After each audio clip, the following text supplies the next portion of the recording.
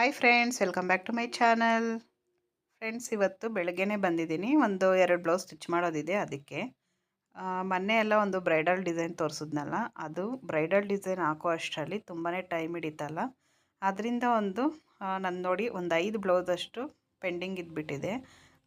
ಈಗ ಅದನ್ನು ಸ್ಟಿಚ್ ಮಾಡಬೇಕು. ಇವತ್ತು ಮಾತ್ರ ಒಂದು 2 ಬ್ಲೌಸ್ನ ಸ್ಟಿಚ್ ಮಾಡ್ತೀನಿ. ನೋಡಿ, ಎಲ್ಲ ಕಟ್ಟಿಂಗ್ ಮಾಡಿ ಇಟ್ಟಿದ್ದೀನಿ. ಯಾಕಂದರೆ ಅದ್ರ ಮಿಷಿನ್ ಮುಂದೆನೇ ಕೂತ್ಕೊಂಡಿದ್ದೆ ತುಂಬ ಹೊತ್ತು. ಅದರಲ್ಲೂ ನಮ್ಮ ಮಕ್ಕಳು ಕೂಡ ಸ್ವಲ್ಪ ಹೊತ್ತು ಕೂತ್ಕೊಂಡಿದ್ರು. ಆದರೂ ಕೂಡ ಡಿಸೈನ್ ಕಂಪ್ಲೀಟ್ ಮಾಡೋ ಅಷ್ಟೊತ್ತಿಗೆ ಅಷ್ಟು ಟೈಮ್ ಹಿಡೀತು. ಒಂದು 3 ಡೇಸ್ ಟೈಮ್ ಹಿಡಿತಲ್ವ. ನಾನು ಆ ಬ್ರೈಡಲ್ ಡಿಸೈನ್ ಒಂದು ಬ್ಲೌಸ್ಗೆ ಕೊಟ್ಟಿರೋ ಅಷ್ಟು ಟೈಮು ನಾನು ಬೇರೆ ಬ್ಲೌಸು ಕೊಟ್ಟಿದ್ದಿದ್ರೆ ಒಂದು 10 ಬ್ಲೌಸ್ ಸ್ಟಿಚ್ ಮಾಡ್ತಾಯಿದ್ದೆ. ಪ್ಲೈನ್ ಬ್ಲೌಸ್ ಬರುತ್ತಲ್ಲ, ಅದು ಒಂದು 10 ಬ್ಲೌಸ್ ಆದರೂ ಸ್ಟಿಚ್ ಮಾಡ್ಬೋದಾಗಿತ್ತು. ಆ ಥರ ಅನ್ನಿಸ್ತು. ಏನು ಮಾಡೋಕ್ಕಾಗಲ್ವಲ್ಲ, ವರ್ಕ್ ಮಾಡ್ತೀವಿ ಅಂದಮೇಲೆ ಅದು ಟೈಮ್ ಜಾಸ್ತಿ ಆಗುತ್ತೋ ಕಡಿಮೆ ಆಗುತ್ತೋ ಅದು ಹಾಕ್ಲೇಬೇಕಲ್ವ ನಾವು. ಅದರಿಂದ ಏನು ಮಾಡೋದಕ್ಕಾಗಲ್ಲ. ಈಗ ಸ್ಟಿಚ್ಚಿಂಗ್ ಮಿಷಿನಲ್ಲಿ ಕ್ಲೀನ್ ಮಾಡ್ತಾಯಿದ್ದೀನಿ. ಕ್ಲೀನಿಂಗ್ ಮಾಡಿ ತುಂಬ ದಿನ ಆಗೋಯಿತು. ಆಗಾಗ ಕ್ಲೀನ್ ಮಾಡ್ಕೊತಾ ಇರಬೇಕು. ನಾನು ಕೂಡ ಮರೆತು ಬಿಟ್ಟಿದ್ದೀನಿ ಕ್ಲೀನ್ ಮಾಡೋದು. ಇದಕ್ಕೆ ಆಯಿಲ್ ಹಾಕಿ ಒಂದು 6 ಮಂತ್ ಆಯಿತು. ಅದಕ್ಕೆ ಕಲರ್ ಏನಾದರೂ ಚೇಂಜ್ ಆಗಿದೆಯಾ ನೋಡೋಣ ಅಂತೇಳಿ ನೋಡಿದ್ದು. ಆದರೆ ತುಂಬ ಗಲೀಜಿತ್ತಲ್ಲ, ಅದಕ್ಕೆ ಹಾಗೆ ಕ್ಲೀನ್ ಮಾಡ್ಕೊಂಡಿದ್ದೀನಿ. ತುಂಬಾ ಗಲೀಜಿತ್ತು. ಸಣ್ಣ ಸಣ್ಣ ಡೆಸ್ಟು ಮತ್ತು ಅಲ್ಲೇ ಹೋಗಿ ಕುತ್ಕೊಳ್ಳುತ್ತೆ. ಆಗಾಗ ನಾವು ಕ್ಲೀನ್ ಮಾಡ್ಕೊತಾ ಇರಬೇಕು. ನೋಡಿ, ನಾನು ಕೂಡ ಮರ್ತೋಗ್ಬಿಡ್ತೀನಿ. ಹಾಗೆ ಈ ಮಿಷಿನ್ಗೆ ಡೈಲಿ ಆಯಿಲ್ ಹಾಕೋ ಅಷ್ಟಿಲ್ಲ. 6 ತಿಂಗಳಿಗೊಂದು ಸರಿನೇ ಆಯಿಲ್ ಹಾಕೋದು. ಅದು ಅರ್ಧ ಲೀಟ್ರ್ ಆಯಿಲು. ಮಿಷಿನಲ್ಲಿ ಆಯಿಲ್ ಚೇಂಜ್ ಮಾಡೋದು ಎಲ್ಲನೂ ಕೂಡ ಒಂದು ವಿಡಿಯೋ ಮಾಡಿದ್ದೀನಿ. ನನ್ನ ಚಾನಲ್ನಲ್ಲಿ ಚೆಕ್ ಮಾಡಿ. ನಿಮಗೇನಾದರೂ ಆಯಿಲ್ ಚೇಂಜಿಂಗ್ ಮಾಡೋ ವಿಡಿಯೋ ಬೇಕು ಅಂದರೆ ನನ್ನ ಚಾನಲ್ನ ಚೆಕ್ ಮಾಡಿ, ಅದರಲ್ಲಿದೆ. ಈ ಮಿಷಿನ್ ಬಂದು singer machine. Singer 114G 20CEA ಈ ಮಾಡೆಲ್ದಿದು. ತುಂಬಾ ಚೆನ್ನಾಗಿದೆ ಮಿಷಿನು. ಈ ಮಿಷಿನಲ್ಲಿ ರನ್ ಮಾಡಬೇಕಾದ್ರೆ ತುಂಬ ಖುಷಿ ಆಗುತ್ತೆ. ಈ ಮಿಷಿನ್ ತಗೊಂಡು 3 ವರ್ಷ ಆಯಿತು. ಒಂದು ಸರಿನೂ ರಿಪೇರಿ ಬಂದಿಲ್ಲ. ನಾರ್ಮಲ್ ಮಿಷಿನ್ಗಳೆಲ್ಲರೂ ತುಂಬ ರಿಪೇರಿ ಬರ್ತಾ ಇರುತ್ತೆ, ಏನಾದರೂ ಒಂದು ಪ್ರಾಬ್ಲಮ್ ಬರ್ತಾ ಇರುತ್ತೆ. ಆದರೆ ಈ ಥರ ಮಿಷಿನ್ಗಳು ಏನು ಪ್ರಾಬ್ಲಮ್ ಬರೋಲ್ಲ. ಇದೆಲ್ಲ ಕಮರ್ಷಿಯಲ್ಗೆ ತುಂಬಾ ಚೆನ್ನಾಗಿರುತ್ತೆ. ಹಾಗೆ ಬರೀ ಸಿಂಗರ್ ಮಿಷಿನ್ ಅಷ್ಟೇ ಅಲ್ಲ, ಇದರಲ್ಲಿ ಜಾಗ್ ಬರುತ್ತೆ. ಹಾಗೆ ಉಷಾ ಮಿಷಿನ್ ಬರುತ್ತೆ. ನೀವು ಯಾವುದಾದ್ರೂ ತೊಗೊಳ್ಳಿ, ತುಂಬಾ ಚೆನ್ನಾಗಿರುತ್ತೆ. ಆದರೆ ಅಮೌಂಟ್ ಸ್ವಲ್ಪ ಜಾಸ್ತಿ ಇನ್ವೆಸ್ಟ್ಮೆಂಟ್ ಮಾಡಬೇಕಾಗುತ್ತೆ. ಇದಕ್ಕೆ ಇನ್ವೆಸ್ಟ್ಮೆಂಟ್ ಮಾಡಿದ್ರೂ ಕೂಡ ಮುಂದೆ ಫ್ಯೂಚರ್ ಇದೆ ಇದರಲ್ಲಿ. ತುಂಬಾ ಚೆನ್ನಾಗಿದೆ. ನೀವು ಯಾರಾದರೂ ಪರ್ಚೇಸ್ ಮಾಡ್ಕೋಬೇಕು ಅಂದರೆ ಈ ಮಿಷಿನ್ ಬಂದು ಸಿಂಗರ್ 114G 20CEA ಇದ್ರ ಮಾಡೆಲ್ ಬಂದು ನಾನು ತಗೊಂಡು 3 ವರ್ಷ ಆಯಿತು. ಆಗ 23,000 ಏನೋ ಇತ್ತು. ಈಗ ಜಾಸ್ತಿನೂ ಆಗಿರ್ಬೋದು, ಇಲ್ಲ ಕಡಿಮೆನೂ ಆಗಿರ್ಬೋದು. ಒಂದು ಸರಿ ವಿಸಿಟ್ ಮಾಡಿ ನೋಡಿ, ಗೊತ್ತಾಗುತ್ತೆ. ಹಾಗೆ ಫ್ರೆಂಡ್ಸ್, ಇವತ್ತು ಈಗ ಇಷ್ಟೊತ್ತು ಸ್ಟಿಚ್ ಮಾಡ್ತಾ ಇದ್ನಲ್ಲ, ಈಗ ಕರೆಂಟ್ ಹೋಗ್ಬಿಡ್ತು. ಅದರಿಂದ ಸರಿ ಹೆಂಗೂ ಬಂದಿದ್ದೀನಲ್ವ, ಕಸ ಗುಡಿಸ್ಬಿಟ್ಟು ಮನೆಗೆ ಹೋಗ್ಬಿಟ್ಟು ಮತ್ತೆ ಆಮೇಲೆ ಬರೋಣ ಅಂತೇಳಿ ಕಸ ಗುಡಿಸ್ತಾ ಇದ್ದೀನಿ. ಹಾಗೆ ಇವತ್ತು ಅಮಾವಾಸ್ಯೆ ಅಲ್ಲ, ಅಮಾವಾಸ್ಯೆ ಮತ್ತು ಶುಕ್ರವಾರ ಪೂಜೆ ಬೇರೆ ಮಾಡಬೇಕು. Hi friends, welcome back to my channel. Friends, ಇವತ್ತು ಶುಕ್ರವಾರ, ಹಾಗೆ ಅಮಾವಾಸ್ಯೆ ಕೂಡ, ಆಷಾಢ ಅಮಾವಾಸ್ಯೆ.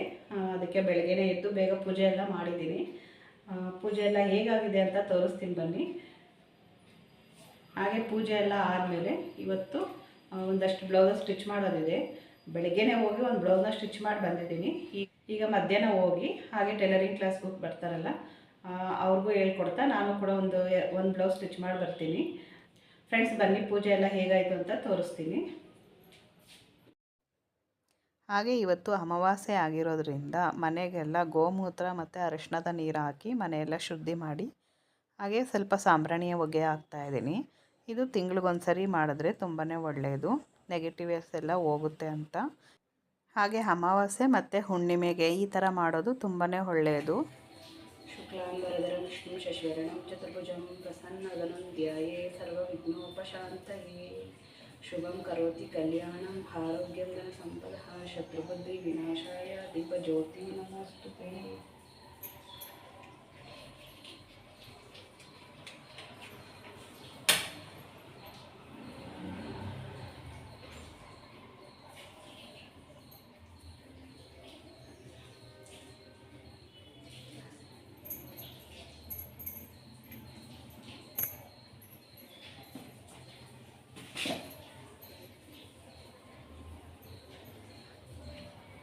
दीपज्योति परब्रह्म दीपज्योति जनार्दन दीपमोहर पापम दीपज्योति नमोस्तुते.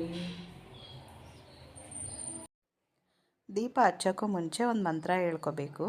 ಹಾಗೆ ದೀಪ ಹಚ್ಚಾದ್ಮೇಲೆ ಒಂದು ಮಂತ್ರ ಹೇಳ್ಕೊಬೇಕು. ಅದಕ್ಕೂ ಮುಂಚೆ ವಿಘ್ನೇಶ್ವರನ ಮಂತ್ರ ಹೇಳ್ಕೊಬೇಕು. ಯಾವುದಾದ್ರೂ ಸರಿ, ಫಸ್ಟು ಗಣೇಶನ ಮಂತ್ರ ಒಂದು ಹೇಳ್ಕೊಬೇಕು. ಯಾವುದು ಮಂತ್ರ ಬಂದಿಲ್ಲ ಅಂದರೆ ಅಟ್ಲೀಸ್ಟ್ ಗಮ್ ಗಣಪತಿಯೇ ನಮಃ ಅಂತ ಹೇಳ್ಕೊಂಡ್ರು ಸಾಕು. ಫಸ್ಟು ಗಣೇಶನಿಗೆ ಯಾಕೆ ಪೂಜೆ ಮಾಡಬೇಕು ಅಂದರೆ, ವಿಘ್ನ ವಿನಾಯಕ ಅಂತೀವಲ್ಲ, ನಾವು ಫಸ್ಟು ಮಾಡುವಂಥ ಪೂಜೆ ಆಗಲಿ ಮಾಡುವಂಥ ಕೆಲಸದಲ್ಲಾಗಲಿ ಯಾವ ವಿಘ್ನನೂ ಆಗಬಾರ್ದು ಅಂತ ವಿಘ್ನೇಶ್ವರನ ಪ್ರಾರ್ಥನೆ ಮಾಡ್ಕೊಳ್ಳೋದು. ಫಸ್ಟು ವಿಘ್ನೇಶ್ವರನಿಗೆ ಪೂಜೆ ಆದಮೇಲೆ ನಂತರ ಮನೆ ದೇವ್ರನ್ನ ನೆನೆಸ್ಕೊಂಡು ಪೂಜೆ ಮಾಡಬೇಕು. ಮನೆ ದೇವ್ರಿಗಾದ್ಮೇಲೆ ಇಷ್ಟ ದೇವರಾದಮೇಲೆ ಎಲ್ಲ ದೇವ್ರನ್ನ ನೆನೆಸ್ಕೊಂಡು ನಾವು ಪೂಜೆ ಮಾಡೋದು. ನಾನು ಈ ಥರ ಅಭ್ಯಾಸ ಮಾಡ್ಕೊಂಡಿದ್ದೀನಿ. ನಿಮಗೂ ಇಷ್ಟ ಆದರೆ ನೀವು ಕೂಡ ಫಾಲೋ ಮಾಡಿ. ಹಾಗೆ ಈಗ ಆರತಿ ಮಾಡ್ತಾಯಿದ್ದೀನಿ. ಪೂಜೆ ಎಲ್ಲ ಆದಮೇಲೆ ಕರ್ಪೂರದ ಆರತಿ ಮಾಡ್ತಾಯಿದ್ದೀನಿ. ರಾಘವೇಂದ್ರಾಯ ಸತ್ಯಧರ್ಮರತಾಯ ಚ ಭಜತಾಂ ಕಲ್ಪವೃಕ್ಷಾಯ ನಮತಾಂ ಕಾಮಧೇನವೇ. ಈಗ ಪೂಜೆ ಎಲ್ಲ ಆಯಿತು. ನೀವು ಕೂಡ ಆರತಿ ತಗೊಳ್ಳಿ.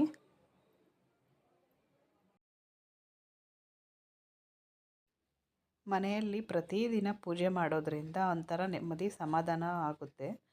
ಪ್ರತಿದಿನ ಪೂಜೆ ಮಾಡೋಕ್ಕಾಗದೇ ಇದ್ದರೂ ಕೂಡ ವಾರದಲ್ಲಿ ಒಂದು 3 ದಿನ ಆದರೂ ಪೂಜೆ ಮಾಡೋದು ಒಳ್ಳೆಯದು, ಒಂಥರ ಸಮಾಧಾನ ಸಿಗುತ್ತೆ.